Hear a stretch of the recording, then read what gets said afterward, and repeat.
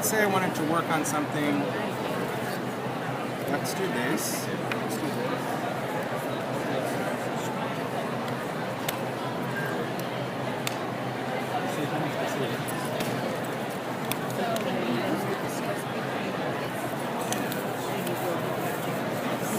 It's still going to scratch, so you have to seal it. It's not seal it, but yeah, you draw it from there. So it's really nice to stamp too. I like to stamp it. Okay, so let's talk about like doing some different things if we want to create an emboss. So first thing I want to do, I'm just going to start on a tag. I'm going to create a background color. So let's see what I want to use. This space was clean this morning. It was. I can attest to that. I had nothing. Yes. And now there it is. They all start out there. Always. Because I'm just the kind of person that as I work, I just push out. Yeah. It's like one of those coin goes with good things, right? You just don't want anyone to push it back. It's like go. Yeah. All right. So I just want to have a background of color first. Okay.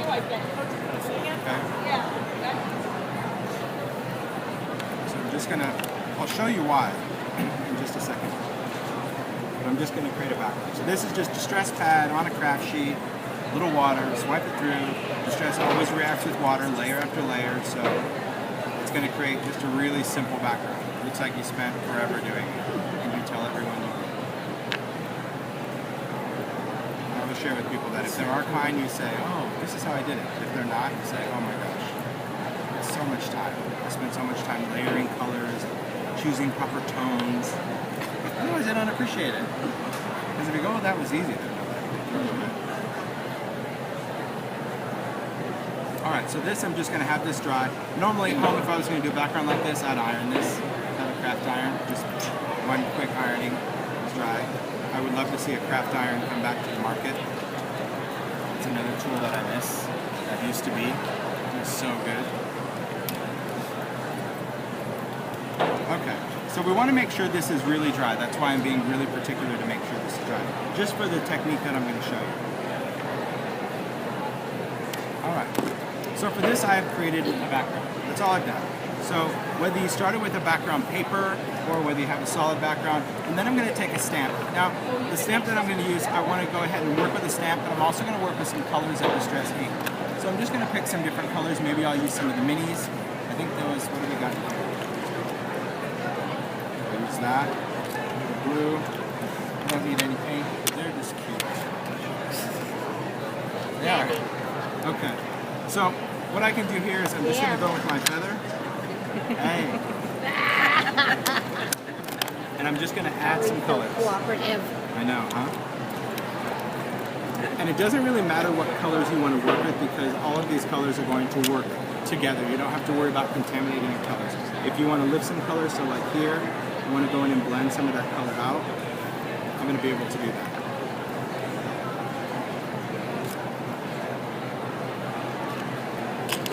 Serious science, right? And you have all the time you want, so don't freak out that you're worried like you don't have enough time. Sorry.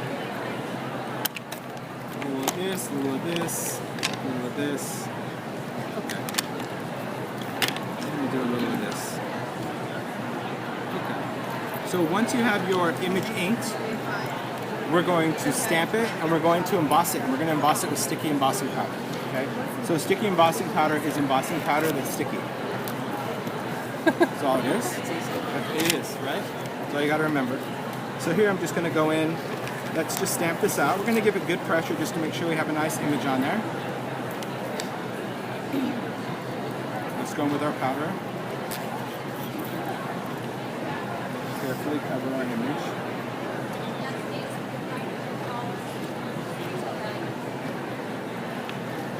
Always wish for a larger sheet of paper. So, sticky powder, if you think of sticky embossing powder, really what it is powdered glue. That's the best way to think about it. So, you can use sticky embossing powder with stencils, you can use sticky embossing powder with stamps. Just going to be a powdered glue. So what I'm going to do is I'm just going to heat this up, and you want to have a surface that you're ready to stick on, whether it's glitter, whether it's flocking, whether it's microbeads, anything like that. So I'm just going to heat this up. Now this starts out white, but when it melts it's going to go clear, I will be honest that when I use this, I prefer a direct heat tool. In other words, a long slender heat tool that's going to focus the heat. Because this is powdered glue, so once you get that melted, you want to cover that sticky with whatever you're going to stick to. So sometimes with our heat tool, if it's a larger image, by the time you melt it, you've already dried the sticky. Does that make sense? Okay, because you can't re-stickify it. Powdered, Is that a new word? yes, powdered glue. You know, so once it melts, it's sticky, but once it cools, it's not. Okay, so sometimes people will work and they'll over emboss it, and by the time they get to the end, they cover it and it only sticks to part of it. So, just so you know. So I just covered it with some rock candy distressed glitter. Just going to shake off the excess. Put this back in. So, what's interesting about rock candy from a distressed glitter perspective, all of the other glitters, it's a very chunky glitter. Rock candy is a blend. It's a blend of fine, ultra fine, coarse, and chunky. So it really gives it a very, very sparkly effect. And it's a clear glitter. So it has no iridescence to it. It doesn't have any pinks or greens or blues or any hues like that. It's just going to be a clear glitter. So once I have this over the top, let's see if I have a paintbrush.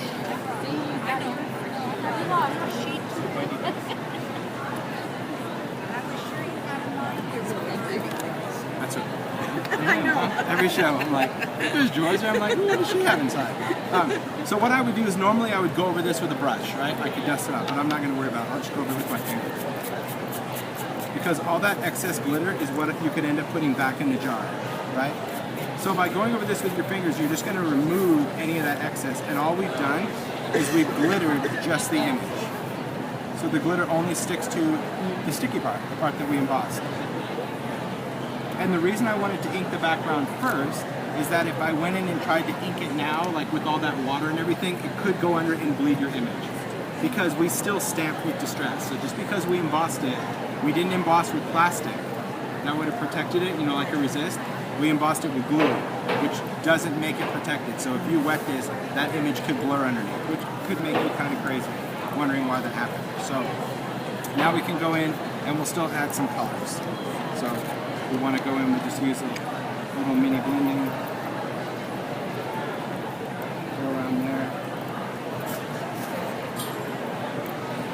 This makes for quick. If I want to go in with a layering stencil, maybe I want to add a stencil on here. Let's see what we got. See, now I have too many to say. I shouldn't have brought them all. I should have like limited myself. I think that's one of the Alright. So here you can just take that. It's got like a bird and something else in it.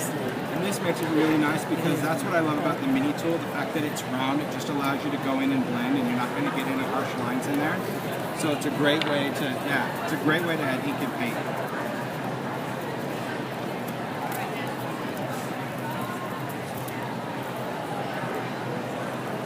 Like this. Let's go with a little bit of each photo.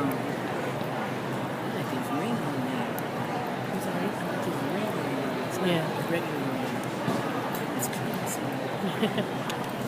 Cool. I like that. The stencils are so much fun. They are. They're super fun. I mean, because you can do so much with it. Now we're going to take, I'm just going to take a little bit of black soot. I don't want much because it's pretty intense color. But I'm going to go in just to create some shadow. And then we'll spritz it. And I can spritz through a stencil, or in this case, I'm just going to take black and I'm just going to spritz over the top of it. So put that right in, slide the nib just past the air opening, tighten the screw, and then this is just going to give us that great little speckle.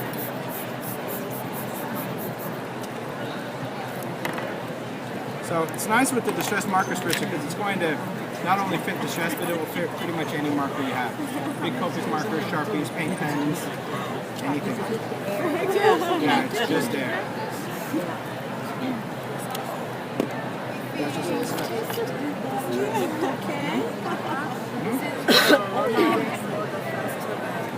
No, believe it or not, what you're doing is you're only spraying ink off of the tip. People think like you're drying out the marker, but you're using as much ink spritzing as you would coloring. You're actually using less because you're only spraying a little bit of ink off of the tip. Now, if you use it like this,